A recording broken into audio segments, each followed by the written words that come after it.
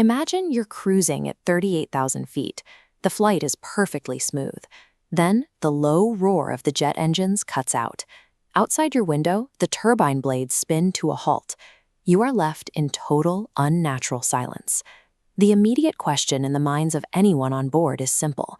Without power, are we about to drop directly out of the sky?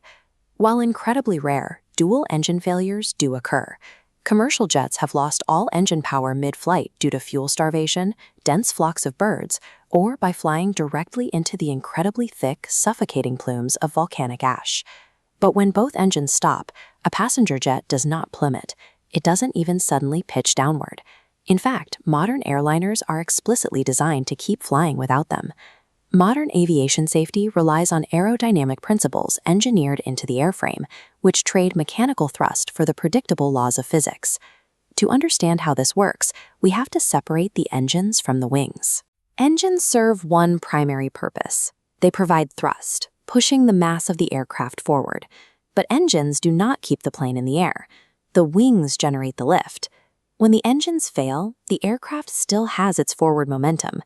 As long as it maintains a certain speed, air continues to rush over the curved shape of the wings, creating the upward force required to hold the aircraft aloft. It's the exact same aerodynamic principle that keeps a folded paper airplane floating across a room. Once a commercial jet loses propulsion, it instantly turns into a massive, highly efficient glider. This graph visualizes the glide ratio. For every 1 kilometer descended, a passenger jet glides roughly 15 kilometers forward. At a cruising altitude of 35,000 feet, this 15-to-1 ratio gives the aircraft a massive glide radius of over 150 kilometers. This mathematical reality instantly turns a catastrophic engine failure into a massive, crucial window of time. It buys the flight crew the minutes they need to find a safe landing area. Inside the cockpit, the emergency checklists begin immediately. The pilots pitch the nose of the plane down slightly to lock in what's called the best glide speed.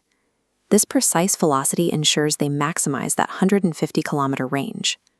Simultaneously, the crew begins rapid-fire procedures to try and restart the engines. If the failure was caused by a temporary disruption, like heavy rain or flying out of an ash cloud, the engines might catch and spool back up. At the same time, they declare an emergency with air traffic control, clearing all airspace below them and identifying the closest viable runway within their glide radius. Jet engines serve a dual purpose, providing both forward thrust and the electrical and hydraulic power needed for flight controls. Without them, the cockpit goes dark, and the rudders become difficult to move, unless there is a backup. The solution is a tiny piece of emergency engineering hidden in the belly of the aircraft, known as the ram air turbine, or RAT. The moment main power dies, the aircraft automatically drops a small mechanical turbine out of the fuselage directly into the violent, high-speed slipstream. The rushing wind spins the blades, acting as an emergency generator. It harnesses the airplane's remaining forward momentum to pump essential electrical and hydraulic power straight back to the flight instruments, the wing flaps, and the rudders. Because of the RAT's backup power, the aircraft remains a fully controllable machine, rather than a helpless falling object. We know these systems work because they have been tested in reality. In 1983, a fueling error caused Air Canada Flight 143 to run completely dry mid-flight. The Boeing 767 glided silently for 17 minutes before safely touching down at a former airbase, earning the nickname the Gimli Glider.